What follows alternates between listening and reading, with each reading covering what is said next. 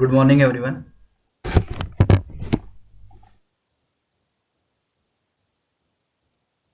Good morning, sir.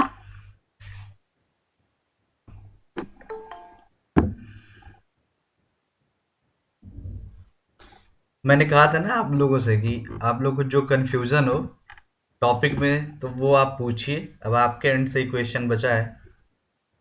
मेरे and से तो लगभग बूट स्टेप फिनिश हो गया था। आप सभी में से कल मैंने टास्क भी दिया था। आप सभी ने टास्क भी ट्राई किया होगा। यदि आप सभी में से उस टास्क नहीं बन पाए हो तो वो आप बताएं।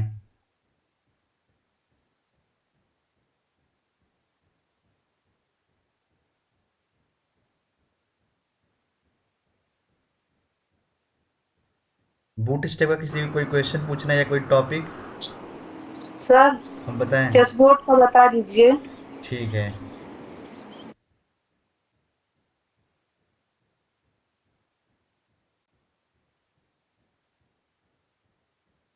चेस बोर्ड बता देना। देखिए morning sir. Good morning. Sir JavaScript नहीं पढ़ाएंगे? पढ़ाएंगे। अच्छा बहुत ठीक है।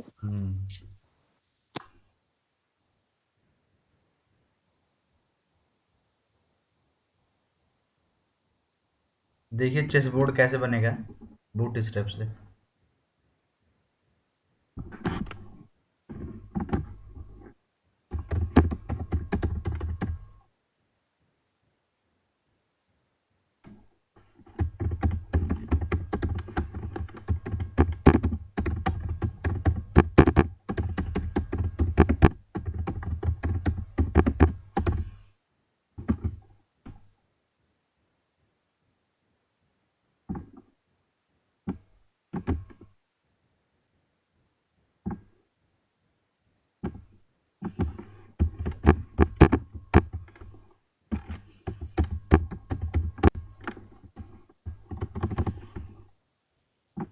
इसमें लिंकिंग करते हैं।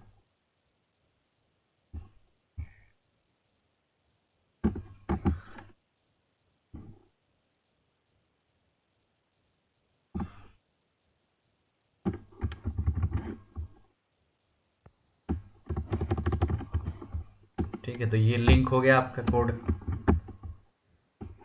अब इसमें हमें बनाना चेस बोर्ड। सबसे पहले तो आपको ये लिखना पड़ेगा डिव क्लास, और यहाँ पे लिखना पड़ेगा आपको कंटेनर माइनस फ्लूइड। ठीक है, क्या लिखना पड़ेगा? कंटेनर माइनस फ्लूइड, और इसको आपको क्लोज करना पड़ेगा। इसके अंदर हम लोग लेंगे रो क्लास, तो मैंने पास किया यहाँ पे ROW क्लास, और यहाँ पे मैंने डिव को क्लोज कर दिया। अब हमें यहाँ पे जो बनाना था वो 8x8 का बनाना था। ठीक है, तो हम लोग ऐसा कुछ करें कि पहले 4 बना दें, और उस 4 में फिर हम लोग उसको दो दो करके डिवाइड करके 8 बना देंगे। ठीक है, और ऐसे ही सब में बना देंगे फिर।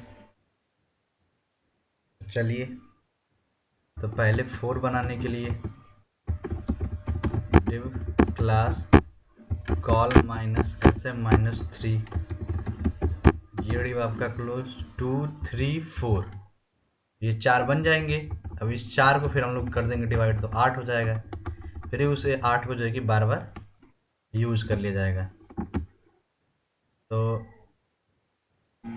ये तो 4 बन जाएगा, बट इस 4 को दिखाने की कोई ज़रूरत नहीं है, बट ये भी आप दिखा दीजिए, कोई दिक्कत नहीं है। इनको फिर हम लोग बाद में हटा देंगे, क्योंकि जब ये पार्टीशन हो जाएगा इनका, तो इनका कोई मतलब ही नहीं रह जाएगा। ठीक है, तो यहाँ पे मैंने दिया स्टाइल, स्टाइल दिया यहाँ पे .a,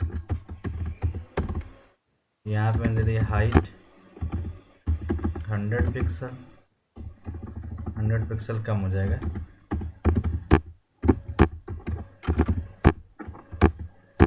.b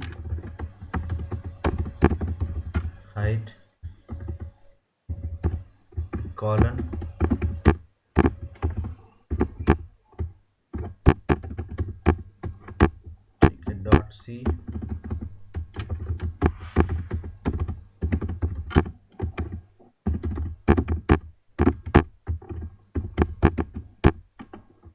and dot D.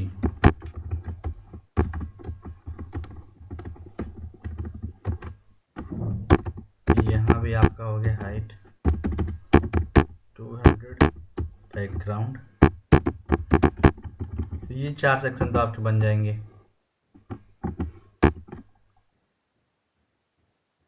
अब इसमें दो दो करने हैं हमें, ठीक है। तो आ जाइए इसके अंदर दो करना है। तो फिर से आप रो लेंगे div क्लास row, div आपका यहाँ पे क्लोज बनेगा, div क्लास कॉल -sm-6, ठीक है। दो बनना था, एक को ले लेते हैं ब्लैक और सेकंड को ले लेते हैं वाइट, ठीक है। अब इन दोनों का शीर्षक दे देंगे, यहाँ पे दिया डॉट ब्लैक, जो इनकी हाइट होगी जो पहले वाले के इक्वल होगी, मीन्स 200 पिक्सल, और बैकग्राउंड क्या होगा ब्लैक। इसी तरीके से वाइट का देंगे, इसकी भी हाइट 200 पिक्सल और बैकग्राउंड क्या होगा। ये आपका सेक्शन बन के आ जाएगा, ठीक है। अब इसी को हमें सब में दो दो बार रख देना, बस ब्लैक वाइट ब्लैक वाइट।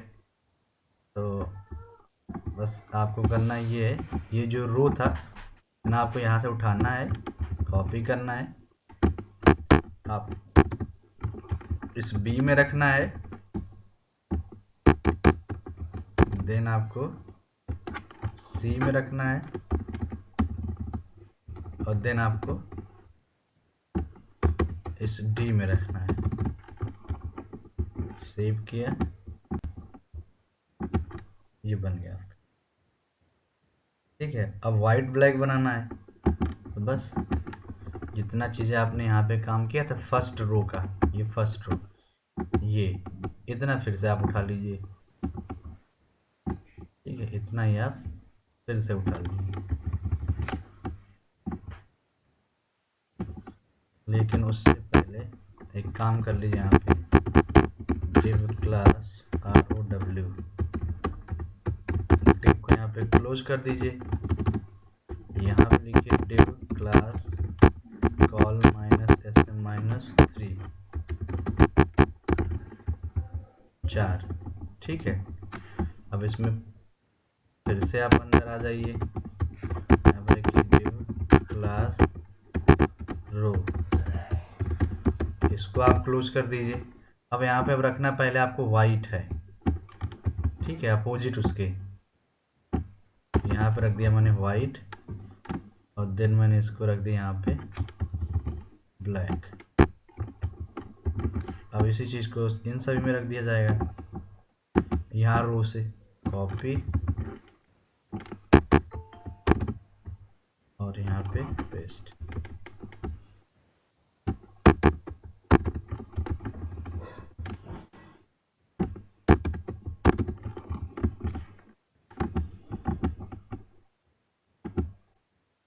ठीक है। अब इसी चीज़ को 6 टाइम, और ये पूरा का पूरा जो है इसको 6 टाइम। तो ये रो की क्लोजिंग हो गई आपकी यहाँ पे, इस रो की क्लोजिंग आपकी हो गई यहाँ पे। अब यहाँ से पूरा आप उठा लीजिए, इसी चीज़ को 6 बार और कर देना है, 2 बार ऑलरेडी है, 6 बार और 8 बार बन जाएगा। तो ये 2 था, ये हो गया आपका 4, ये हो गया आपका 6, और ये हो गया आपका 8। सेव करके रन करा दीजिए, ये बन गया आपका, ठीक है। ये देखिए,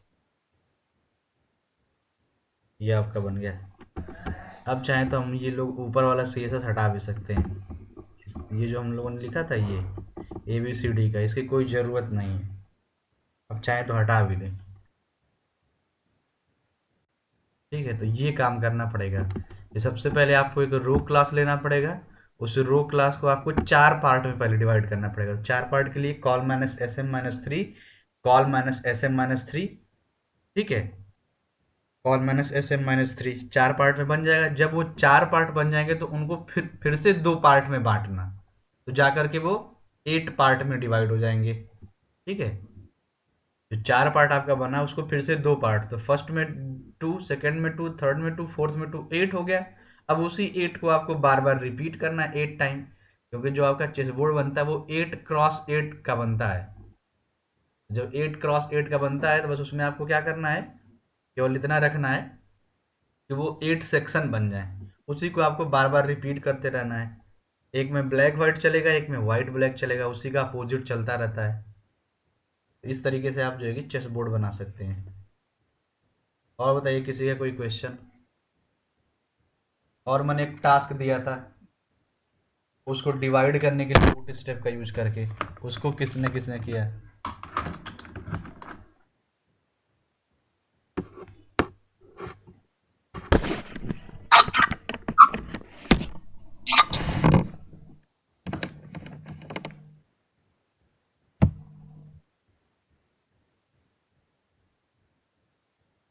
सभी ने कर लिया था।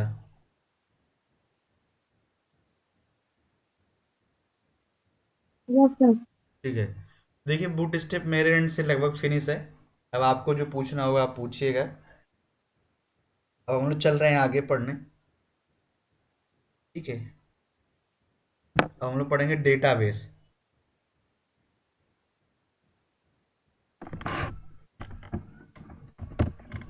ठीक है, तो अभी तक हम लोगों ने क्या पढ़ लिया, हम लोगों ने पढ़ लिया, आपने पढ़ लिया सी, HTML, CSS और बूट स्टेप आपने पढ़ लिया। मीन्स फ्रंट एंड डिजाइनिंग के आपने कंपोनेंट लगभग लगभग सीख लिया और आपको थोड़ा बहुत आ भी गया।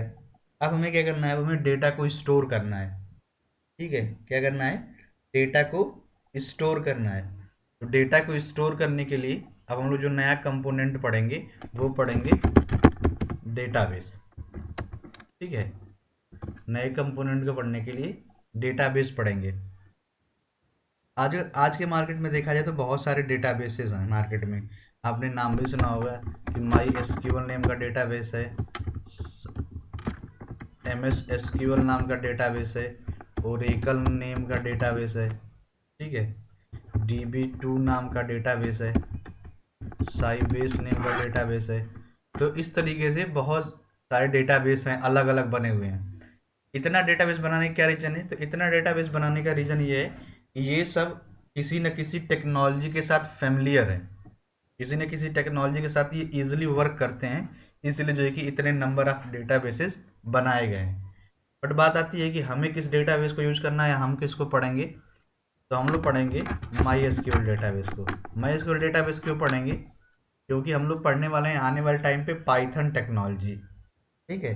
हम लोगों ने डिसाइड किया कि हम लोग सर आवाज नहीं आ रही है। आवाज वेट,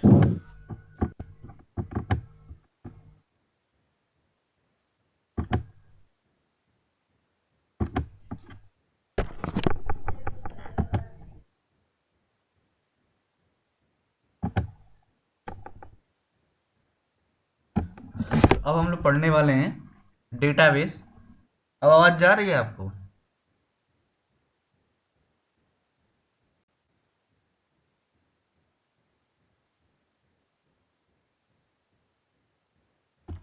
तो इसमें हम लोग जो फोकस करेंगे डेटाबेस पे वो हमारा होगा my SQL database. My SQL database क्यों होगा, क्योंकि आने वाले टाइम पे हम लोग पढ़ने वाले हैं टेक्नोलॉजी पाइथन। तो जब हम लोग टेक्नोलॉजी को पढ़ेंगे, पाइथन टेक्नोलॉजी को, उसके बैकएंड को पढ़ेंगे, तो उसके लिए हमें क्या चाहिए, डेटाबेस, जहाँ पे हम अपने डेटा को परमानेंट स्टोर कर लें। यहाँ पे हम लोग HTML CSS C बूटस्ट्रैप में जो डेटा से रिलेटेड काम करते थे वो स्टैटिक करते थे, वो अपने मन से कुछ भी लिख देते थे और वो जब हम उसको इरेज करते थे तो वो इरेज हो जाता था, वो डेटा परमानेंट हमारे सेव नहीं था सर्वर पे। लेकिन हमें इन फ्यूचर डेटा को परमानेंट सेव करना है। यदि हमने कोई वेबसाइट बनाई, उस वेबसाइट में कोई फॉर्म बनाया, उस फॉर्म में यदि हम डेटा को सबमिट करते हैं तो डेटा हमारा स्टोर होना चाहिए। यदि उस डेटा में हम कोई एडिट या अपडेट इन फ्यूचर करना चाहें तो हम कर सकें, ठीक है। तो उसके लिए आपको डेटाबेस की ज़रूरत पड़ती है। अब जब डेटाबेस बनाया जाता है तो कुछ पॉइंट्स होते हैं जिनको हमें ध्यान रखना होता है। जैसे क्या कि जब आप डेटाबेस बनाते हैं तो आप अपनी वेबसाइट को पॉइंट करके ही डेटाबेस को बनाते हैं, क्योंकि उसमें जो डिटेल आनी है वो किसी न किसी वेबसाइट, किसी न किसी सॉफ्टवेयर का ही डेटा आना है। तो जो डेटाबेस बनेगा वो किसी प्रोजेक्ट के अकॉर्डिंग ही बनेगा। जब प्रोजेक्ट के अकॉर्डिंग डेटाबेस आपका क्रिएट होता है, डेटाबेस आपका बनता है, तो उसमें उतना ही डेटा रखा जाता है जितना आपका बड़ा फॉर्म होता है, या जितने फॉर्म की फील्ड्स होते हैं उतना ही जो है कि हम लोग अपने डेटाबेस में कॉलम या टेबल बनाते हैं कि हमें इतने फॉर्म का डेटा जो है कि परमानेंटली स्टोर रखना है। तो उसके लिए हम लोग यूज करते हैं। अब जो आपका डेटाबेस होता है, इस डेटाबेस को यूज करने के लिए कुछ कमांड्स होते हैं। या आपको डेटाबेस यदि पढ़ना है तो आप उनके कमांड को लिखिए, बट उनके कमांड को हम लोग लिखेंगे कहाँ पे, तो उसके लिए हम लोग एक सॉफ्टवेयर इंस्टॉल करेंगे। ठीक है, उस सॉफ्टवेयर में कई ऑप्शन आते हैं। जैसे देखिए, यदि आपको पाइथन पढ़ना है तो आपके पास जो सॉफ्टवेयर का ऑप्शन है वो वैम्प है, एक आपके पास ऑप्शन है लैम्प, और एक आपके पास ऑप्शन है जैम्प का, और एक ऑप्शन है आपके पास मैम्प का। अब ये सॉफ्टवेयर का फुल नेम है, इसका फुल नेम है window Apache MySQL PHP Perl Python. ठीक है, इसका फुल नेम है लाइनेक्स, और बाकी जो इसके आगे का है वो HD। ठीक है, इसका है एक्स क्रॉस, मीन सभी प्लेटफॉर्म पे, और इसका है मैकओएस।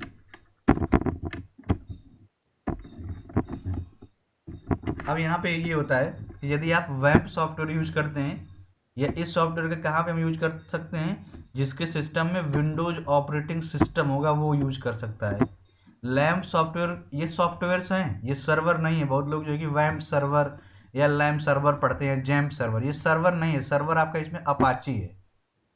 तो ये अलग अलग सॉफ्टवेयर बनाए गए हैं अलग अलग ऑपरेटिंग सिस्टम के लिए, कि आपके पास यदि आपके सिस्टम में विंडोज ऑपरेटिंग सिस्टम है तब आप वैम्प का यूज कर सकते हैं। यदि आपके सिस्टम में लाइनेक्स ऑपरेटिंग सिस्टम है तो आप लैम्प यूज कर सकते हैं। जैम्प थोड़ी ना सर, जैम्प आवाज नहीं आ रही है।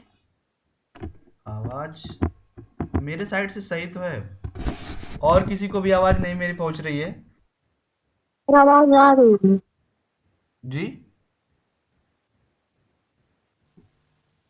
क्लियर है साउंड। आवाज सभी को क्लियर मिल रही है? Yes sir. ठीक है, डन। आप जिसको आवाज अभी क्लियर करंटली नहीं आ रही है वो एक बार डिस्कनेक्ट होकर के आप फिर से कनेक्ट हो जाइए। हो सकता है वो आपके एंड से कुछ प्रॉब्लम आ रही हो। तो मैंने बताया कि डेटाबेस के लिए अलग अलग सॉफ्टवेयर्स बनाए गए हैं। इन सॉफ्टवेयर्स को यूज करने के लिए इतने क्यों बनाए गए, क्योंकि ये डिफरेंट डिफरेंट ऑपरेटिंग सिस्टम के पर्पज से बनाए गए हैं। यदि आपके सिस्टम में विंडोज ऑपरेटिंग सिस्टम है तो आप वैम्प का यूज कर सकते हैं। यदि आपके सिस्टम में लाइनेक्स ऑपरेटिंग सिस्टम है तो आप लैम्प का यूज कर सकते हैं। जैम्प एक मात्र ऐसा सॉफ्टवेयर है जो किसी भी ऑपरेटिंग सिस्टम पे चल सकता है, किसी भी ऑपरेटिंग सिस्टम पे ये रन हो सकता है। और मैम्प है मीन्स मैकओएस, एप्पल्स के जो लैपटॉप आते हैं या उन ऑपरेटिंग सिस्टम के, उनके लिए सॉफ्टवेयर बनाया गया है। तो हम लोग जो यूज करेंगे वो जैम्प यूज करेंगे। ठीक है, ये जैम्प सॉफ्टवेयर यूज करेंगे। आप वैम्प भी यूज कर सकते हैं बट जैम्प हमारे लिए बेस्ट रहेगा। तो हम लोग जैम्प को इंस्टॉल करेंगे।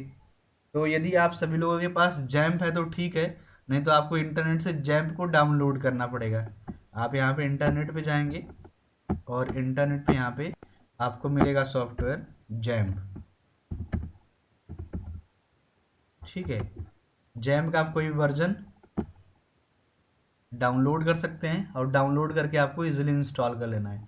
यहाँ पे आप देखेंगे तो ये जैम्प आपको आसानी से मिल जाएगा। डाउनलोड बटन पे क्लिक करना है और उसको डाउनलोड कर लेना है। ठीक है, जब आपका इस सिस्टम में डाउनलोड हो जाए तो इसको आपको इंस्टॉल करना है। जैसे आपने बाकी के सॉफ्टवेयर अभी तक इंस्टॉल करते आए हैं, इसको भी आपको उसी तरीके से इंस्टॉल कर लेना है। जब इंस्टॉल कर लेंगे तो जैम्प सॉफ्टवेयर आपके सिस्टम में इनेबल हो जाएगा, आपके सिस्टम में एक्टिव हो जाएगा और जैम्प वर्क करने लगेगा। इसमें देखिए जो फुल नेम लिखा हुआ है इसमें ये है कि ये सॉफ्टवेयर विंडोज ऑपरेटिंग सिस्टम पे चल सकता है। यहाँ पे जो ये अपाची लिखा हुआ ये सर्वर का नाम है। अब सर्वर की ज़रूरत यहाँ पे क्यों पड़ती है, क्योंकि जब हम लोग Python technology, PHP technology, dot net technology, Java technology पढ़ते हैं तो उसके लिए हमें सर्वर की रिक्वायरमेंट आती है। सर्वर की रिक्वायरमेंट क्यों आती है, क्योंकि वो सर्वर साइड स्क्रिप्टिंग लैंग्वेज हैं। क्या है, server side scripting language. Means in language को परफॉर्म करने के लिए हमें सर्वर की रिक्वायरमेंट आती है। तो इनिशियल लेवल पे हम लोग सर्वर खरीद नहीं पाते हैं या हमारे पास सर्वर नहीं होता है, तो हम लोग क्या करते हैं कि हम लोग अपने सिस्टम को ही सर्वर बना देते हैं। जो हमारा अभी तक ये इसको बोलेंगे लोकल सिस्टम, जहाँ पे सारी चीज़ें हमारे ही पास ही स्टोर हो रही हैं। यदि हमें किसी सेकेंड पर्सन को डेटा दिखाना है तो उसको या तो हम डेटा उसके सिस्टम में दें या अपने सिस्टम में उसको दिखाएं या उसको बुला करके अपने सिस्टम में दिखाएं। तो इसको बोला जाता है लोकल। बट आपने जो चीज़ें इंटरनेट पे है वो कोई भी कहीं से भी एक्सेस कर सकता है, तो वो होता है सर्वर से डेटा आना। तो अभी तो आप करंटली सर्वर को परचेज नहीं कर पाएंगे या सर्वर बना नहीं पाएंगे, तो हम लोग क्या करेंगे कि अपने लोकल सिस्टम को ही सर्वर बना लेंगे। तो लोकल सिस्टम को सर्वर बनाने के लिए यदि हमें पाइथन टेक्नोलॉजी पढ़नी है या पीएचपी टेक्नोलॉजी पढ़नी है या पर्ल पढ़ना है तो उसके लिए अपाची सर्वर की रिक्वायरमेंट आती है। फिर यहाँ पे आप देख पा रहे हैं यहाँ पे लिखा हुआ है माई एसक्यूएल। तो ये माई एसक्यूएल आपका डेटाबेस है। तो सिंपल सी बात है कि जो आप ये सॉफ्टवेयर अपने सिस्टम के लिए यूज करेंगे, ये सॉफ्टवेयर में एक पैकेज है कि आपके सिस्टम में सर्वर भी इनेबल हो जाएगा, डेटाबेस भी इनेबल हो जाएगा और आप इन तीनों टेक्नोलॉजी के कोड को भी लिख पाएंगे और ये विंडोज़ पे चल भी जाएगा। ठीक है, तो ये फ़ायदा है इन सॉफ्टवेयर को इंस्टॉल करने के। या तो आप अलग अलग भी कर सकते हैं कि माई एसक्यूएल अलग डाउनलोड करके इंस्टॉल कीजिए, सर्वर आप अलग डाउनलोड करके इंस्टॉल कीजिए। ठीक है, बट उनको फिर आपको पाथ सेटिंग करना पड़ेगा, आपको मैचिंग करना पड़ेगा। यहाँ पे क्या बेनिफिट है कि यहाँ पे आप डायरेक्टली वैम्प को या जैम्प को इंस्टॉल करिए, सभी सॉफ्टवेयर आपके सिस्टम में ऑटोमेटिक एक्टिव हो जाएंगे और वो काम करने लगेंगे। ठीक है, तो हम लोग पढ़ेंगे माई एसक्यूएल डेटाबेस। अगर देखा जाए आज के टाइम पे सबसे पॉपुलर डेटाबेस की बात की जाए तो सबसे पॉपुलर डेटाबेस आपका माई एसक्यूएल है। ठीक है, मैक्सिमम टेक्नोलॉजी में माई एसक्यूएल का यूज होता है। आज के टाइम पे जितने भी बड़े ऑर्गेनाइजेशन हैं जिनका डेटाबेस बड़ा है वो लोग माई एसक्यूएल का यूज करते थे, बट अब उन्होंने अपना खुद के डेटाबेस या क्लाउड डेटाबेस या ओरेकल डेटाबेस का यूज करने लगे हैं। मीन्स माई एसक्यूएल का भी एक लिमिटेशन है कि इतना ही डेटा को वो स्टोर कर सकता है। बट इन फ्यूचर आपके पास बहुत ज़्यादा डेटा होता है आपके प्रोजेक्ट से रिलेटेड, आपके वेबसाइट से, उस केस में आप ओरेकल का यूज कर सकते हैं। अब जो हम लोग डेटाबेस पढ़ेंगे तो उसमें हम लोग पढ़ेंगे कमांड। कमांड क्यों पढ़ेंगे, क्योंकि हमें ये सीखना है कि डेटाबेस रन कैसे होता है, डेटाबेस चलता कैसे है, डेटाबेस का हम लोग यूज कैसे करते हैं। तो सबसे पहले तो आपको ये जैम्प सॉफ्टवेयर डाउनलोड करना है। अगर आपके पास होगा तब तो ठीक है, नहीं तो आप इंटरनेट से जा करके डाउनलोड कर सकते हैं। इंस्टॉल करने का वही बेसिक तरीका है जैसे आप अभी तक इंस्टॉल करते हैं कि आपको डाउनलोड करके क्लिक करते जाना, नेक्स्ट नेक्स्ट, आपका सिस्टम में वो इंस्टॉल हो जाएगा। जब इंस्टॉल हो जाएगा तो आपको यहाँ पे आकर के अपने सर्च मेन्यू में, इसको बोलते हैं सर्च मेन्यू, यहाँ पे आपको जैम्प को सर्च करना है। मेरे में ऑलरेडी इंस्टॉल है तो ये आपको लिखा हुआ आएगा जैम्प कंट्रोल पैनल, ये ऐसा कुछ लिखा आएगा, इसको आपको क्लिक करना है। जब आप इसको जैम्प कंट्रोल पैनल को क्लिक करेंगे तो एक न्यू विंडो फिर से ओपन होगी। ठीक है, एक न्यू विंडो अगेन ओपन होगी, ये ऐसा कुछ। इस न्यू विंडो में यहाँ पे आपको दो चीज़ें मिलेंगी, एक मिलेगा अपाची और एक मिलेगा आपको माई एसक्यूएल। और यहाँ पे आपको स्टार्ट का बटन आएगा, मेरे में ऑलरेडी स्टार्ट है, मैं इन दोनों को देखिए अभी करंटली स्टॉप कर देता हूँ। स्टॉप कर दिया तो यहाँ पे देखिए बाय डिफ़ॉल्ट जो ये कलर आ रहा था हट गया, अब ये करंटली बंद है, अपाची भी बंद है और माई एसक्यूएल भी बंद है। अपाची इसमें आपका सर्वर है, माई एसक्यूएल आपका इसमें डेटाबेस है। इस चीज़ को आप ध्यान दीजिएगा कि जितने भी टेक्नोलॉजी हैं आज के मार्केट में उन सभी टेक्नोलॉजी के लिए अलग अलग सर्वर बना हुआ है। यदि आपको पीएचपी पाइथन पढ़ना है तो अपाची सर्वर यूज करना है, आपको डॉट नेट पढ़ना है तो आईआईएस सर्वर यूज करना है, जेएसपी या जावा पढ़ना है तो अपाची टॉमकैट यूज करना है। तो जितने भी टेक्नोलॉजी हैं उन सभी के लिए अलग अलग सर्वर बनाए गए हैं। ठीक है, तो आपको क्या करना पड़ता है, जब ये आपका विंडो ओपन होगा तो आपको इन दोनों को स्टार्ट करना पड़ता है। जब आप स्टार्ट करते हैं तो आपके ये दोनों ऑप्शन स्टार्ट हो जाते हैं, अपाची और माइस्क्यूएल, ये दोनों स्टार्ट हो गए। अब आप जो है कि आगे काम कर सकते हैं, बट आगे काम करने से पहले आपको, आप सभी को इतना काम करना पड़ेगा, तभी हम लोग कोड कर पाएंगे। क्योंकि हम लोग कोड करेंगे CMD बेस्ड, मीन्स यहाँ पे सेल पे जाएंगे, ये कमांड ओपन होगा और यहाँ पे हम लोग कोड करेंगे। और यहाँ पे कोड करने का एक रूल होता है कि इसमें कुछ भी एडिट नहीं हो पाता है। यदि आपने कुछ भी लिखा और उसको रन करा दिया तो आप बैक नहीं जा सकते। अब आपको जो गलती आपने की उसको, गलती को आपको फिर से सही करके लिखना पड़ेगा। जबकि नोटपैड में क्या था, ये आपने यदि कोई गलत कोड लिख दिया तो आप उसको फिर से एडिट कर सकते हैं। आप फर्स्ट लाइन पे जा सकते हैं, आप लास्ट लाइन पे आ सकते हैं, आप बीच में किसी भी लाइन पे जा सकते हैं। बट ये जो कमांड प्रॉम्प्ट होता है, CMD होता है, इस पे आप नहीं जा सकते। इसके लिए आपको फिर से वो सेम कोड लिखना पड़ेगा। तो इसको थोड़ा सा हमें पॉइंट करना पड़ेगा कि हम लोग जो कोड लिखेंगे यहाँ पे वो सही सही लिखेंगे, ध्यान से लिखेंगे। ठीक है, तो सबसे पहले तो आप सभी को जैम्प सॉफ्टवेयर इंस्टॉल करना है। अब बताइए कि जैम्प सॉफ्टवेयर का हम सभी को लिंक भेजें या इंस्टॉल आप लोग कर लेंगे, या गारंटी आप सभी के पास सिस्टम है तो इंस्टॉल कर लीजिए।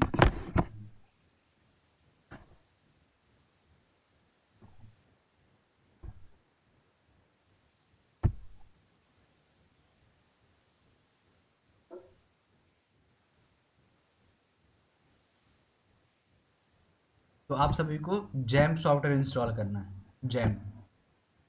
जब ये इंस्टॉल हो जाएगा देन हम लोग जो है कि डेटाबेस की कोडिंग को पढ़ेंगे।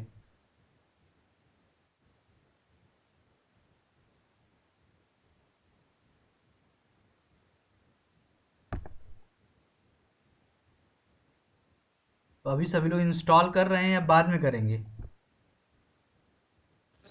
सर इंस्टॉल्ड है मेरे में। नहीं तो आप में एक दो लोग में है ना, बाकी लोगों में इंस्टॉल अभी में जरूरी है इंस्टॉल करना, क्योंकि फिर हम लोग उसी पे तभी डेटाबेस की कोडिंग देख पाएंगे।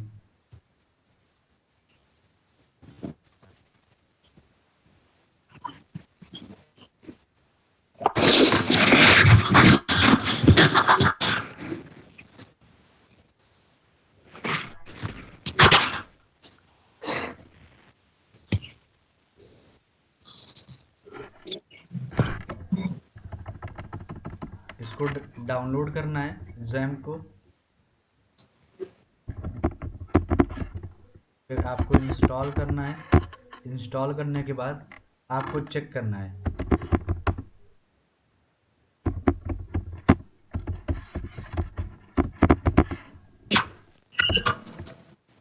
फिर आपको चेक करने के बाद यहाँ पे स्टार्ट करना है अपाचे एंड माइस्क्यूएल। कितना काम कर लेंगे देन जाकर के हम लोग डेटाबेस की कोडिंग को स्टार्ट कर पाएंगे। डेटाबेस की जो कोडिंग हम लोग स्टार्ट करेंगे वो CMD बेस्ड स्टार्ट करेंगे। इसका एक और इजी ऑप्शन होता है, बट वो इजी ऑप्शन को हम लोग स्टार्टिंग में यूज नहीं करेंगे।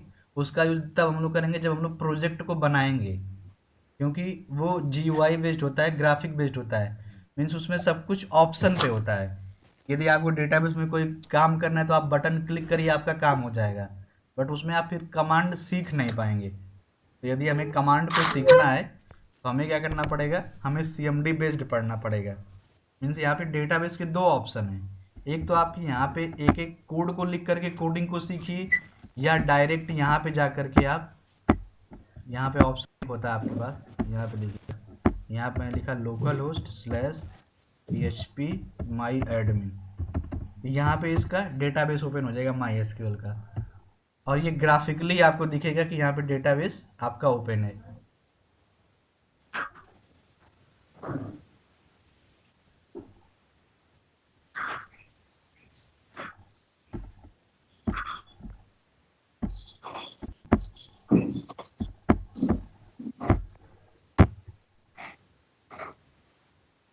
ठीक है,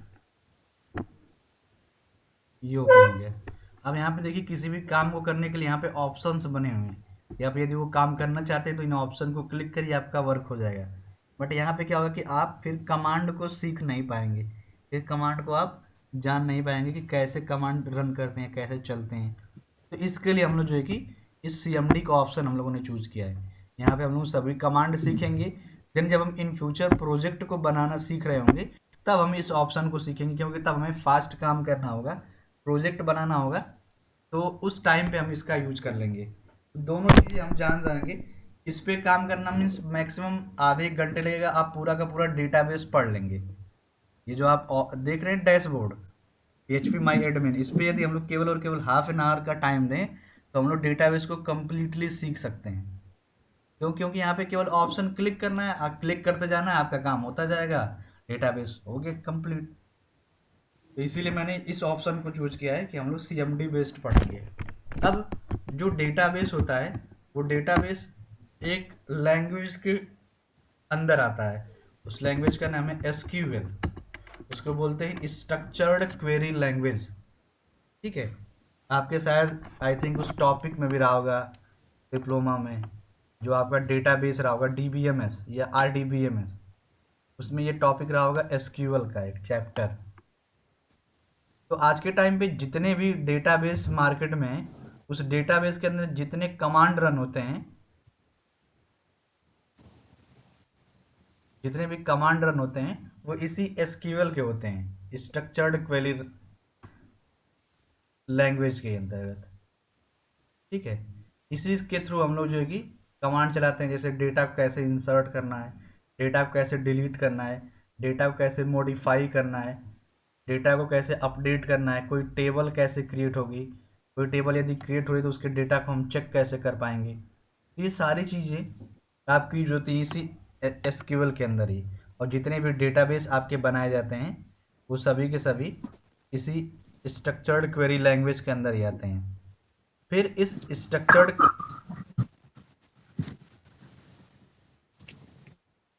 स्ट्रक्चर्ड क्वेरी लैंग्वेज के अंदर कुछ और ऑप्शंस होते हैं जिनके अंदर वो डिफरेंट आपके कमांड आते हैं। फिर बात आती है कि ये SQL आपका क्या कर सकता है, तो ये SQL एग्जीक्यूट कर सकता है क्वेरी को डेटाबेस में डेटा को स्टोर कर सकता है, रिकॉर्ड को स्टोर कर सकता है, डेटा को अपडेट कर सकता है, डेटा को डिलीट कर सकता है, डेटा को मॉडिफाई कर सकता है।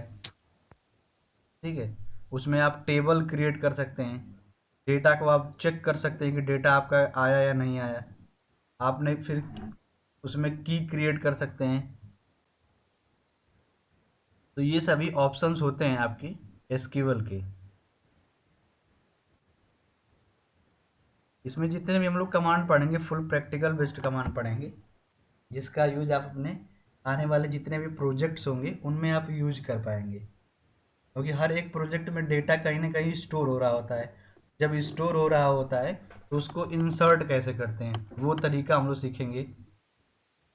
फिर यदि डेटा स्टोर हो गया तो कभी हमें उस डेटा को देखना है, डेटा क्या स्टोर हुआ था, तो उसको हम सेलेक्ट या देख कैसे सकते हैं। ठीक है, यदि आपका डेटा स्टोर हो गया उसमें आपको कुछ चेंज करना है तो आप कैसे चेंज कर पाएंगे, उसका भी ऑप्शन होता है। तो ये सभी ऑप्शंस हम लोग इस डेटाबेस में चेक करेंगे। तो आप सभी लोग इंस्टॉल कर लिया जैम्प?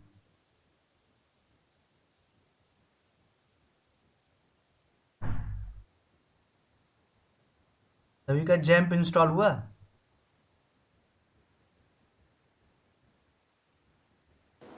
Yes sir.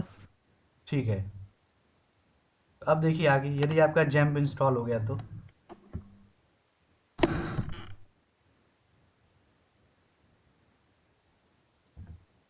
अब यहाँ पे हम लोग देखते हैं कमांड। तो सबसे पहले मैं क्या करूँगा, सबसे पहले मैं अपने नोटपैड पे इसका एक कमांड लिखूँगा, उस कमांड का मैं एक एग्जाम्पल लिखूँगा और उस एग्जाम्पल को वहाँ पे हम रन कराएंगे। ठीक है, देखिए यहाँ पे मैं एक नया पेज लेता हूँ। तो सबसे पहले क्या होता है, सबसे पहले डेटाबेस को क्रिएट किया जाता है। क्रिएट क्यों किया जाता है, क्योंकि हमें ये इंडिकेट करना होता है कि जो हमारा नया प्रोजेक्ट है जिसका डेटा स्टोर होना है, उस प्रोजेक्ट को किस डेटाबेस से कनेक्ट करेंगे। क्योंकि आप आने वाले टाइम पे हज़ारों प्रोजेक्ट बनाएंगे तो उन सभी प्रोजेक्ट के लिए अलग अलग डेटाबेस बनाना पड़ेगा। किसी प्रोजेक्ट का किसी डेटाबेस में डिटेल जाएंगी और किसी प्रोजेक्ट का किसी डेटाबेस में डिटेल जाएंगी। तो हर एक प्रोजेक्ट के लिए आपको सेपरेट डेटाबेस बनाना पड़ेगा। तो डेटाबेस को क्रिएट करने के लिए क्या तरीका होता है,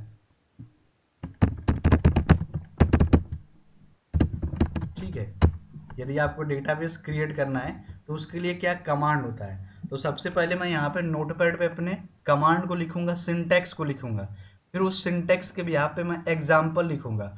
उस एग्जाम्पल को आपको अपने CMD पे रन कराना है। ठीक है, ध्यान दीजिएगा। सबसे पहले मैं क्या लिखूंगा, सिंटैक्स, कि इस काम को करने के लिए क्या सिंटैक्स बना है। फिर उस सिंटैक्स के बिहाफ पे मैं उसका लिखूंगा एग्जाम्पल। उस एग्जाम्पल को हमें अपने उस CMD पे रन करना है। तो यहाँ पे जो डेटाबेस को क्रिएट करने का सिंटैक्स होता है वो सिंटैक्स ये होता है, लिखा जाता है क्रिएट डेटाबेस और डेटाबेस का नेम। इसमें जो आप देख पा रहे हैं, क्रिएट आपका एक कीवर्ड है, डेटाबेस आपका कीवर्ड है जो आपके MySQL में बना बनाया है। यहाँ पे जो डेटाबेस का नाम है ये हमारे अकॉर्डिंग सेट होना है कि हम डेटाबेस का नेम क्या देना चाहते हैं। क्रिएट यहाँ पे क्या है, क्रिएट यहाँ पे कीवर्ड है जो पहले से प्री डिफाइन है। डेटाबेस क्या है, डेटाबेस भी एक कीवर्ड है जो यहाँ पे पहले से प्री डिफाइन है। बट ये जो डेटाबेस का नेम है ये हमारे अकॉर्डिंग डिसाइड होगा कि हम क्या डेटाबेस बनाना चाहते हैं। चलिए, मैंने सोचा कि यहाँ पे मैंने डेटाबेस बनाऊंगा तो मैंने लिखा create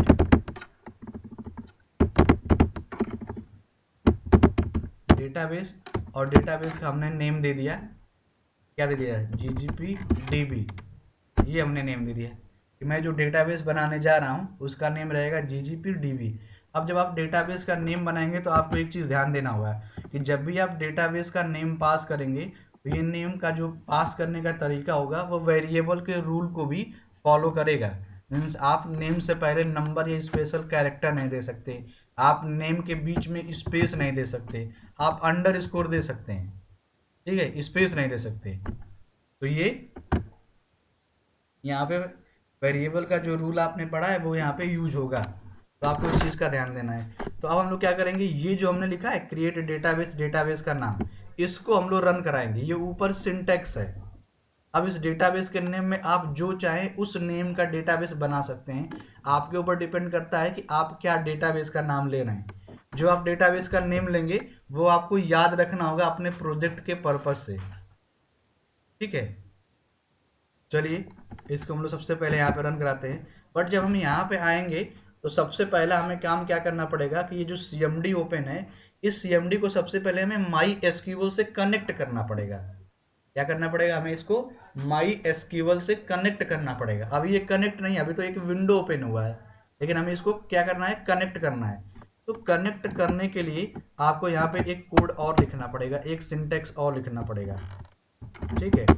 how we connect CMD in MySQL database. आप कैसे कनेक्ट करेंगे, उसके लिए क्या सिंटैक्स लिखा जाता है, उसके लिए आपका सिंटैक्स लिखा जाता है यहाँ पे MySQL space -h space local host space -u space root space -p, ये लिखना पड़ता है। कमांड आप लिखेंगे MySQL space -h space local host space -u space root space -p। जब आप इतने कमांड को लिखेंगे वहाँ पे, तब जाकर के आपका ये CMD कमांड प्रॉम्प्ट डेटाबेस के साथ कनेक्ट होगा। जब वो कनेक्ट होगा तब जाकर के आप डेटाबेस से रिलेटेड काम कर पाएंगे।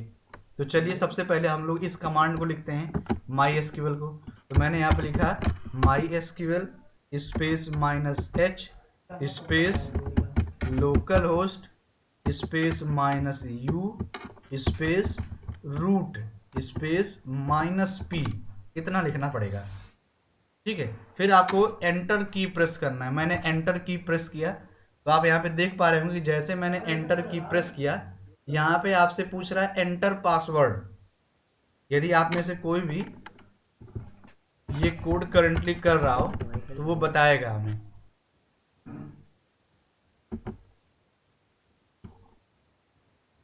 यहाँ पे देखिए, मैं थोड़ा जूम करके आपको दिखा देता हूँ मैंने क्या लिखा है। मैंने इतना लिखा है MySQL space -h space local host space -u space root space -p। जब मैंने इतना लिख करके केवल और केवल एंटर की प्रेस किया है तो पूछा है आपसे एंटर पासवर्ड, तो आपको कोई भी यहाँ पे पासवर्ड एंटर नहीं करना है, आपको केवल और केवल एंटर की अगेन प्रेस कर देना है। जब आप एंटर की अगेन प्रेस कर देंगे तो आपको कुछ इस तरीके से रिजल्ट मिलेगा, welcome to this monitor command and with this this this करके ऐसा कुछ। फिर आप यहाँ पे आ जाएंगे, मीन्स अब आप जो है कि अपने डेटाबेस के साथ कनेक्ट हो गए हैं। अब यहाँ से अब जो आप काम करेंगे वो डेटाबेस को क्रिएट करने का करेंगे, डेटाबेस को बनाने का काम करेंगे।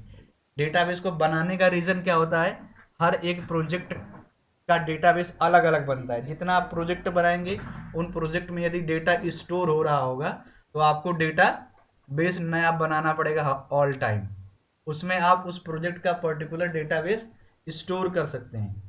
तो जो सबसे पहला काम करेंगे वो आप ये करेंगे, जो मैंने यहाँ पे कमांड लिख दिया है, ये आप अपने डेटाबेस को पहले कनेक्ट करेंगे। कनेक्ट करने के लिए आप ये सिंटैक्स लिखेंगे, MySQL space -h space local host space -u space root space -p। जैसे आप इसको एंटर करेंगे आपसे पूछेगा एंटर पासवर्ड, आपको पासवर्ड एंटर नहीं करना, आपको केवल एंटर की प्रेस कर देना है। जब आप एंटर की प्रेस कर देंगे तब आप डेटाबेस के साथ कनेक्ट हो जाएंगे। अब हम जो है कि डेटाबेस के क्रिएट करने का काम करेंगे। तो चलिए डेटाबेस को क्रिएट करने के लिए यहाँ पे सिंटैक्स कमांड लिखते हैं। तो मैंने लिखा क्रिएट डेटाबेस और मैंने यहाँ पे डेटाबेस का नाम दिया GGPDB। अब ये जो मैंने GGPDB लिखा है ये आप अपने मन से कुछ भी दे सकते हैं, वो आपके ऊपर है कि आप डेटाबेस का नाम क्या डिफाइन करना चाहते हैं। आप शॉपिंग डेटाबेस रख दीजिए, आप ई कॉमर्स डेटाबेस रख दीजिए, आप ट्यूटोरियल DB रख दीजिए, जो चाहे रख दीजिए, ABCD जो आपके माइंड में है वो रख सकते हैं, बट आपको याद रखना पड़ेगा। अब मैंने ये एंटर किया तो देखिए आपको एक मैसेज मिला, query okay 1 row affected, means आपका डेटाबेस सक्सेसफुली क्रिएट हो गया। लेकिन अब हम ये देखेंगे कैसे कि हमारा डेटाबेस बना या नहीं बना, डेटाबेस हमारा क्रिएट हुआ या नहीं हुआ।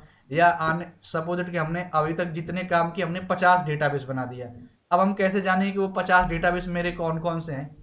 तो यदि आपको डेटाबेस देखना हो या आपके अपने इस सिस्टम में जितने डेटाबेस आज तक बनाए उन सभी को जानना हो तो आप क्या करेंगे, उसके लिए आप क्या कमांड लिखेंगे। तो आप सभी डेटाबेस को कैसे शो करेंगे, तो उसके लिए आपके पास कमांड होता है शो डेटाबेसेस। क्या कमांड होता है, शो डेटाबेसेस। यदि आप इस कमांड को रन करते हैं शो डेटाबेसेस को, तो आपके सिस्टम में अब तक जितने भी नंबर ऑफ डेटाबेसेस बने होंगे वो सभी के सभी डिस्प्ले हो जाएंगे। तो मैं भी यहाँ पे कमांड को रन कराता हूँ शो डेटाबेसेस। ये कमांड आप उस टाइम पे यूज कर सकते हैं जब आप भूल गए हो कि आपने कौन कौन से डेटाबेस बनाए हों, या आप इसको वहां पे भी यूज कर सकते हैं जैसे आप ये देखना चाहते हो कि अब तक आपने कितने डेटाबेस बना लिए, तो आप इस कमांड का यूज करके आप चेक कर सकते हैं। तो यहाँ पे देखेंगे कि मैंने अब तक जितने भी डेटाबेस बनाए अपने सिस्टम में वो सभी दिख रहे हैं, जैसे app DB, Ausar, batch DB, EXP DB। अभी हम लोगों ने करंटली GGPDB नाम से बनाया, ये आपको यहाँ पे दिख रहा होगा कि GGPDB नाम का एक डेटाबेस यहाँ पे हमें मिल गया जो हम लोगों ने अभी करंटली बनाया था। तो ऐसे कभी आपने डेटाबेस बनाया और डेटाबेस का आप नाम भूल गए तो आप ये शो डेटाबेसेस का यूज करके डेटाबेस को चेक कर सकते हैं। इसमें जो आप information schema, MySQL, performance schema और PHP MyAdmin, ये जो आप देख रहे हैं ये आपके बाय डिफॉल्ट सॉफ्टवेयर के डेटाबेसेस हैं, ये बाय डिफॉल्ट बन के आए हैं। ठीक है, ये बनाए नहीं गए हैं, ऑटोमेटिक ये सिस्टम से जनरेटेड है। कौन कौन से, information schema, MySQL, performance schema और PHP MyAdmin। बाकी जितने इसको छोड़ करके डेटाबेसेस हैं ये सब जो क्रिएट किए गए, ये सब बनाए गए हैं, तो इनको आपको टच नहीं करना है। तो अब आपने क्या देखा कि आपके जितने डेटाबेस थे वो सभी डेटाबेस आपको शो हो रहे हैं, यहाँ पे दिख रहे हैं। तो अब यदि इस इतने डेटाबेसेस शो हो रहे हैं तो हमें क्या करना पड़ेगा, हमें एट द टाइम किसी एक सिंगल डेटाबेस के साथ काम करना पड़ेगा। यही तो होगा कि आपने मान लीजिए कि 50 डेटाबेस बना लिया, लेकिन आप उस 50 डेटा के साथ वन टाइम में काम नहीं कर सकते ना, आप तो एक टाइम में एक ही पे काम कर सकते हैं। जो प्रोजेक्ट बना रहे हैं उस प्रोजेक्ट का जो भी डेटाबेस होगा उसके अंदर जाकर के आपको काम करना पड़ेगा। तो यदि हमें किसी पर्टिकुलर डेटाबेस के अंदर एंटर होना है, किसी पर्टिकुलर डेटाबेस के अंदर हमें एंटर होकर के काम को करना है, तो उसके लिए हम क्या कमांड लिखेंगे। उसके लिए क्या कमांड होगा?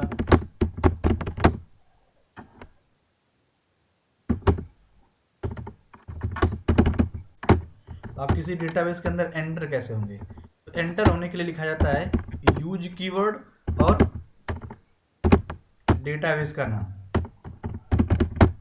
क्या लिखेंगे? यूज कीवर्ड और डेटाबेस का नाम। यहाँ पे हम लोग लिखेंगे यूज कीवर्ड और डेटाबेस का नाम क्या है? GGPDB। और हमें यदि GGPDB के अंदर एंटर करना है तो हम क्या लिखेंगे? Use GGPDB।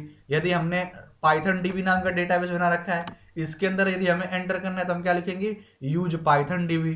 हमने कोई और फार्मेसी नाम का डेटाबेस बना रखा है, यदि हमें उसके अंदर एंटर करना है तो हम क्या लिखेंगे? Use pharmacy.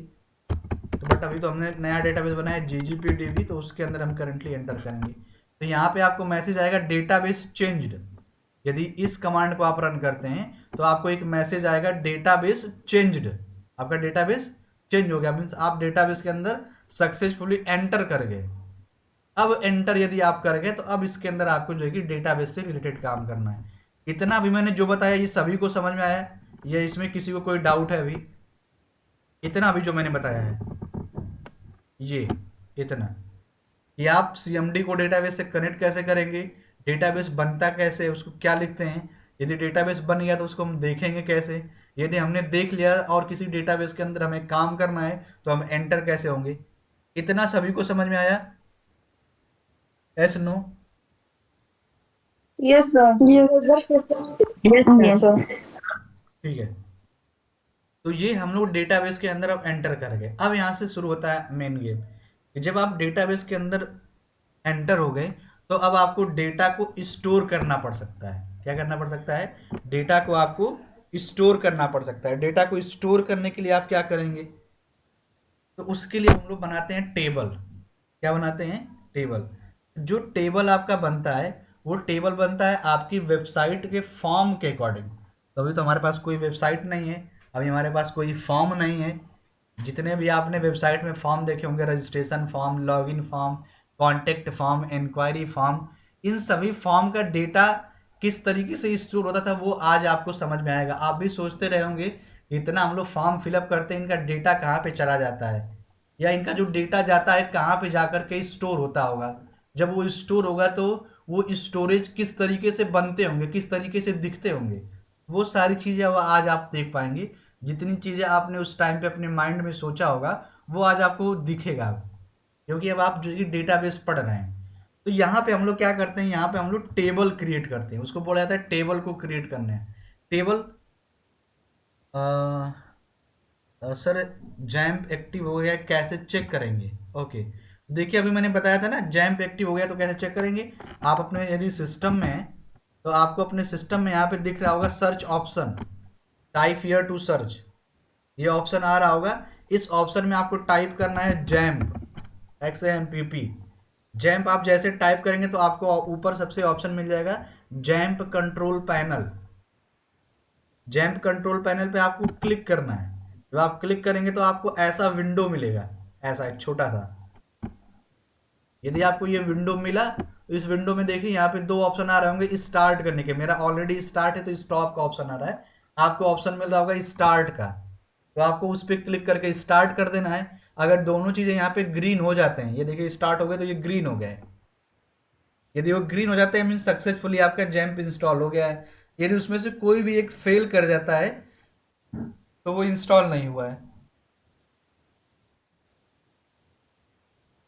इतना करिए तो फिर बताइए। सर 30 फुट लैपटॉप में कौन सा वर्जन करना है? जैम्प, जैम्प का कोई कर लीजिए, चल जाएगा, वो कोई प्रॉब्लम नहीं आएगी। हाँ फिर डन, ठीक है। देखिए तो यहाँ पे थे हम लोग डिस्कस कर रहे थे कि हमें डेटाबेस के अंदर टेबल बनाना है।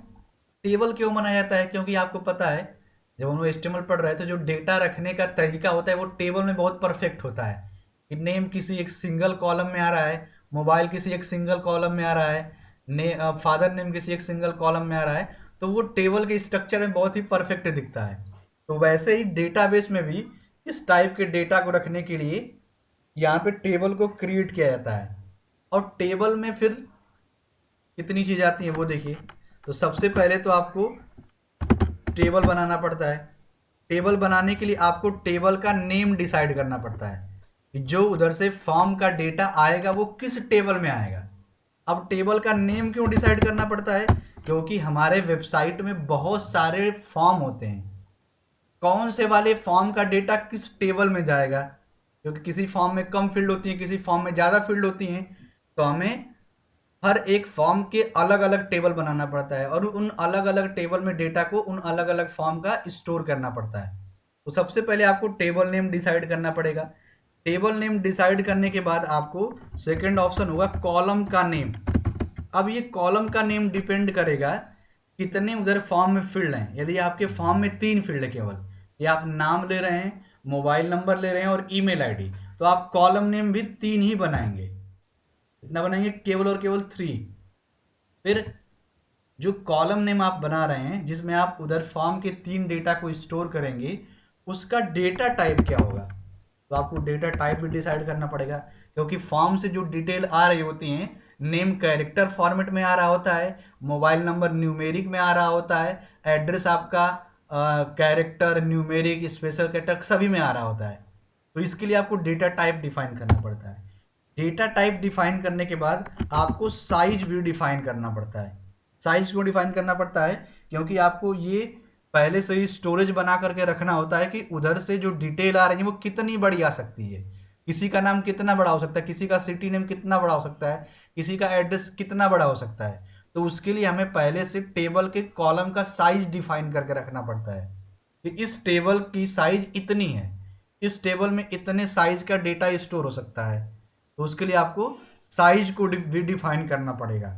तो अब देखिए, जो आप अब कमांड लिखेंगे टेबल को बनाने का, वो कमांड क्या होगा?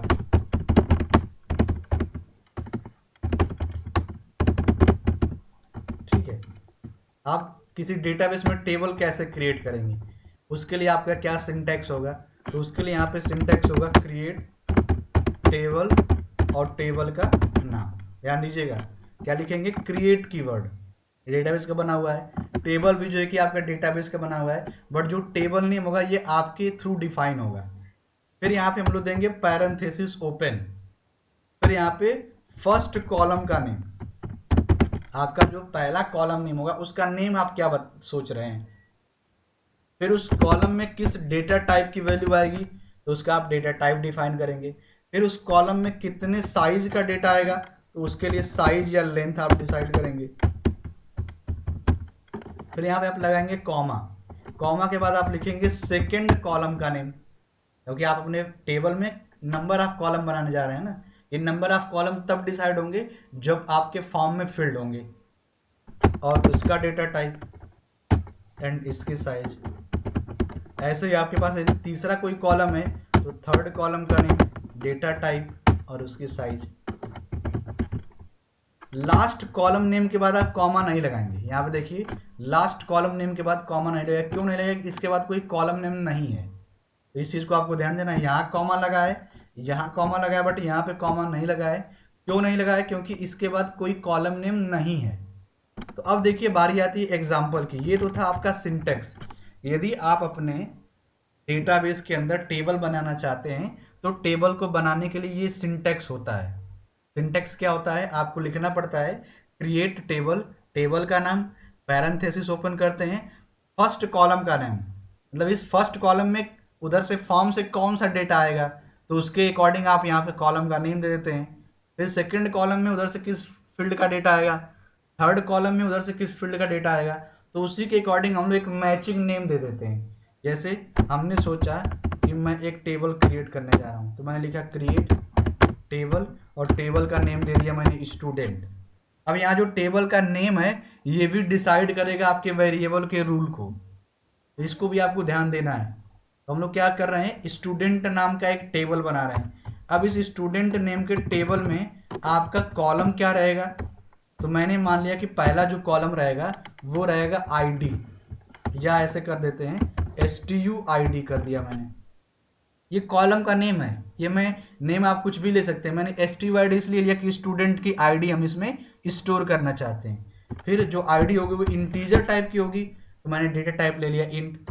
और जो यहाँ पे लेंथ होगी मैं मान लेता हूँ कि 5 लेंथ मैक्सिमम होगी इसकी।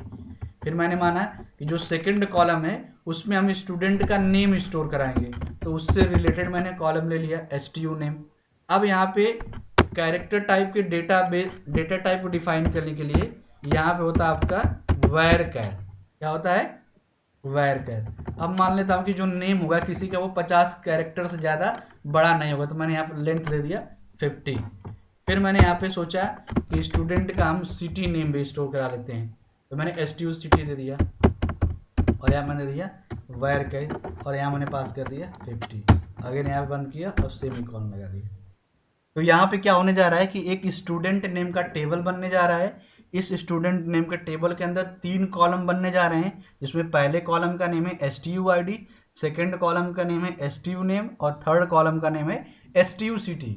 इस टेबल के अंदर जरूरी नहीं है कि आप केवल और केवल 3 कॉलम बना सकते हैं, मिनिमम आप 1 कॉलम बना सकते हैं, मैक्सिमम आप जितना बनाना चाहें उतना बना लीजिए। वो डिपेंड करेगा कि आपका फॉर्म कितना बड़ा है, उस फॉर्म से कितनी डिटेल आपको स्टोर करनी है। यहाँ पे हम लोगों ने अपने एक मान लिया है कि 3 फील्ड हैं उधर फॉर्म में, क्योंकि अभी तो फॉर्म बना नहीं है तो हमने ऐसे सपोज कर लिया है। ठीक है, तो अभी ये जो मैंने टेबल का सिंटेक्स बताया वो सभी को समझ में आया यहाँ तक? इसमें किसी को कोई डाउट तो नहीं है? नहीं है किसी को, मान लिया मैंने। अब यहाँ पे आएंगे और यहाँ पे हम लोग टेबल को क्रिएट करेंगे। तो टेबल को क्रिएट करने के लिए मैंने यहाँ पे लिखा क्रिएट टेबल। टेबल का नाम मैंने दिया स्टूडेंट। फिर यहाँ पे एंटर करेंगे पैरेंथेसिस और यहाँ पे देंगे STUID, इसका डेटा टाइप इंट और यहाँ पे लेंथ देंगे 5। फिर यहाँ पास करेंगे कॉमा और यहाँ पे लिखेंगे STU नेम, यहाँ पे देंगे वैरचर, लेंथ मैंने दे दिया 50। फिर देंगे कॉमा, यहाँ पे देंगे STU सिटी और यहाँ पे देंगे वैरचर और यहाँ पे आप दे देंगे लेंथ अगेन 50। एंटर करेंगे, इसको करेंगे और ये देखेंगे तो मैसेज आपको मिलेगा क्वेरी ओके, मीन्स जो आपने अभी कमांड चलाया वो सक्सेसफुली यहाँ पे आपका रन हो गया। ठीक है, क्रिएट टेबल स्टूडेंट, और जो आपने सारी चीज़ें लिखी वो प्रॉपर चल गई, इसीलिए आपको क्वेरी ओके का मैसेज आया, मीन्स आपका टेबल बन गया। अब जब आपका ये टेबल बन गया तो हम देखेंगे कैसे कि बन गया कि नहीं बना, कैसे हम जानेंगे कि बना या नहीं बना। तो इसको जानने के लिए आपको कल का इंतज़ार करना पड़ेगा। इसमें 1-2 चीज़ें हम आपको और बता देते हैं। सपोज दैट कि ऐसा हुआ कि आपने कुछ गलती कर दी और आपके यहाँ से ये आपका ये सेक्शन बंद हो गया। अब आप क्या करेंगे? अब आप सोचेंगे अब तो सारा डेटा चला गया आपका, और वो जितनी चीज़ें आपने उस पर लिखी थी वो सब चली भी गई, सही बात है, लेकिन आपने जितना ये क्रिएट किया था वो सब कुछ बना हुआ है। अब यदि आप सेकेंड टाइम उसको ओपन करते हैं तो आपको क्या करना पड़ेगा? जैसे मैंने फिर से इस सेल को ओपन किया, ये अब जब आपने सेल को ओपन किया तो क्या करेंगे आप? तो जो आपने कनेक्टिविटी के लिए कोड लिखा था, सबसे पहले कनेक्टिविटी के लिए ये काम ये आपको लिखना पड़ेगा। आप जब भी इस सेल को, इस कमांड प्रॉम्प्ट को जितनी बार ओपन करेंगे आपको उतनी बार ये कोड लिखना ही लिखना पड़ेगा। बट आपको ये बार बार लिखने की ज़रूरत नहीं है, क्योंकि डेटाबेस तो आपका एक बन चुका है ना। उसके अंदर अगर आपको काम करना है तो डायरेक्टली आप यूज कीवर्ड का यूज करके आप डेटाबेस के अंदर एंटर हो जाए और काम करिए। लेकिन जब आपको नया डेटाबेस बनाना हो तभी आप इसका यूज करेंगे। इस क्रिएट डेटाबेस का आप तब काम करेंगे जब आपको न्यू डेटाबेस बनाना हो, नया डेटाबेस बनाना हो, उस नए डेटाबेस पे काम करना हो, तब आप इस डेटाबेस का यूज करेंगे। यदि आप ओल्ड डेटाबेस पे काम करना चाहते हैं तो सबसे पहले आप कनेक्शन का काम करेंगे और सेकंड काम आप यूज का काम करेंगे, मीन्स एंटर होने का। जैसे मैंने अपने अभी सिस्टम को बंद कर दिया था, मान लीजिए बंद करके मैंने ओपन किया, तो अब हमें क्या करना है? हमने तो GGPDB नाम का डेटाबेस ऑलरेडी बना रखा है, हमें उसी पे काम करना है। तो हम यहाँ पे लिखेंगे सबसे पहले MySQL space -h space local host space -u space root space -p। Enter करेंगे, एंटर पासवर्ड पूछ रहा है, पासवर्ड नहीं है, एंटर की प्रेस कर देंगे, हम उसके अंदर आ गए। अब यहाँ पे हम लोग क्रिएट डेटाबेस का नाम नहीं देंगे, यहाँ पे देंगे हम यूज कीवर्ड और GGPDB यदि मैंने बना रखा है तो। यदि आपने नहीं बनाया है तो आपको वही क्रिएट का कॉन्सेप्ट करना पड़ेगा, या आपने बना रखा है बट आपको नया बनाना है तो आप उसका काम करेंगे। तो अब आप उसके अंदर आ गए और इसके अंदर आपको टेबल आपने जो बनाया वो आपको टेबल मिल जाएगा। तो इतना यदि आप सभी को समझ में आया तो आपको इतना आज ट्राई करना है। देन हम लोग जो है कि कल टेबल क्रिएट करने के बाद का जो कॉन्सेप्ट है उसको हम लोग पढ़ेंगे। और सभी लोग थोड़ा टाइम से ज्वाइन हुआ करिए। काफ़ी आप लोग लेट ज्वाइन होते हैं, कुछ लोग आते हैं, कुछ लोग फिर लेट आते हैं, तो इस तरीके से हम लोग का बहुत लॉस होता है। 7 बजते बजे तक एनी हाउ आप लोग आ जाया करिए। मैं 7 बजे तक मैं एक्टिव रहता हूँ, कोई दिक्कत नहीं है। आधे घंटे ऐसे बीत जाते हैं आप लोग कनेक्ट होने में ही। तो पूरा प्रयास किया करिए कि आप लोग 7 बजे तक एनी हाउ रेडी रहा करिए। Yes, sir. तो आज के लिए इतना ही। ये मैं अभी कमांड्स जो है मैं आपको ग्रुप में भेज दूंगा, आप सभी लोग इसको चेक कर लीजिएगा और कमांड को रन करा करके। हाँ सर, फिर से क्रिएट करना बता दीजिए ना। हाँ देखिए, सबसे पहले आपको क्या करना है, आपको अपना ये जैम्प रन करना है। जैम्प जब आप रन करेंगे तो आपको एक ऐसा विंडो मिलेगा। जब आपको ऐसा विंडो मिलेगा तो आपको यहाँ पे सेल का ऑप्शन आएगा। ये देखिए, यहाँ पे एक ऑप्शन मिलेगा सेल का, ये इस पे आपको क्लिक करना है। जब आप इस पे क्लिक करेंगे तो आपको एक ब्लैक स्क्रीन मिलेगी, ये ब्लैक स्क्रीन। इस ब्लैक स्क्रीन को क्या करना है, इस सबसे पहले आपको डेटाबेस के साथ कनेक्ट करना है। तो कनेक्ट के लिए मैंने कमांड लिखा है। क्या कमांड लिखा है, MySQL space -h space local host space -u space root space -p। इतना लिखने के बाद आप एंटर की प्रेस करेंगे। जब एंटर की प्रेस करेंगे तो आपसे पासवर्ड पूछेगा। तो यहाँ पे तो कोई पासवर्ड था नहीं, तो फिर से हम एंटर की प्रेस कर देंगे। जब आप एंटर की प्रेस कर देंगे तो ऐसा ब्लिंक करता हुआ एक एरिया आएगा। अब इस एरिया में सबसे पहला आपको जो काम करना है वो डेटाबेस को बनाने का करना है। तो आपको ये कमांड लिखना पड़ेगा, क्रिएट डेटाबेस और डेटाबेस का नाम। अब डेटाबेस का नाम आप क्या देना चाहते हैं, जैसे मैंने GGPDB दिया है तो मैंने GGPDB दिया है। आप MyDB देना चाहते हैं तो आप MyDB दीजिए। आप प्रोजेक्ट DB देना चाहते हैं तो आप प्रोजेक्ट DB दीजिए। आप केवल प्रोजेक्ट देना चाहते हैं तो वो दीजिए। आप अपना नेम देना चाहते हो अपना नेम दे दीजिए, उससे कोई दिक्कत नहीं है। उस कैरेक्टर का, उस वर्ड का डेटाबेस क्रिएट हो जाएगा। जब डेटाबेस क्रिएट हो गया और मान लीजिए कि आप 10 दिन बाद सिस्टम को ओपन किए, 20 दिन बाद ओपन किए और डेटाबेस का आप नाम भूल गए, या आपने बहुत दिन पहले काम किया था, आप डेटाबेस का आपको नाम याद नहीं है, आप डेटाबेस को कैसे ढूंढेंगे।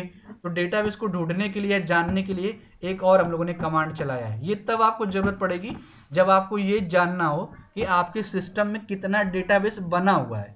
तो आपको कमांड लिखना है शो डेटाबेसेस। फिर आपने यदि डेटाबेस शो करा लिया, चेक कर लिया, तो आपके पास आपने जो डेटाबेस बनाया होगा आपको दिख जाएगा। तो आपको उस डेटाबेस के अंदर अब एंटर होना है। एंटर क्यों होना है, क्योंकि आपके पास मान लीजिए कि 10 डेटाबेस हैं, बट आपको उसमें से किसी एक पे काम करना हो, तो आप पर्टिकुलर डेटाबेस के अंदर एंटर होना चाहेंगे, तो उसके लिए आपको लिखना पड़ेगा यूज कीवर्ड। ठीक है, जब आप उस डेटाबेस का नाम लिखेंगे तो आप उसके अंदर एंटर हो जाएंगे। फिर यहाँ पे मैंने बताया कि टेबल को कैसे बनाएंगे। अब ये टेबल जो क्रिएट होता है वो किसी फॉर्म के अकॉर्डिंग क्रिएट होता है। यहाँ पे हमारे पास तो कोई फॉर्म था नहीं, तो हम लोगों ने अपने माइंड से सोच करके ये टेबल बना दिया। तो मैंने टेबल का नाम स्टूडेंट ले लिया और उसमें मैंने 3 कॉलम ले लिए कि मैं ID स्टोर करना चाहता हूँ, स्टूडेंट का नेम स्टोर कराना चाहता हूँ और स्टूडेंट का सिटी। ये ऐसा एक फॉर्म बना हुआ मैंने सोचा जिसमें ID है, नेम है और सिटी, उन तीनों को हमें डेटाबेस में परमानेंट स्टोर करना है। तो उसके लिए मैंने ये टेबल क्रिएट किया है। इसको आप एक बार अपने से ट्राई करिए, बहुत आसान है, आपको आसानी से समझ में आ जाएगा। बस केवल एंटर करते जाना, आपका काम होता जाएगा। ठीक है, धन्यवाद सभी का। कल फिर से कनेक्ट होंगे। Good morning, sir. Thank you, sir.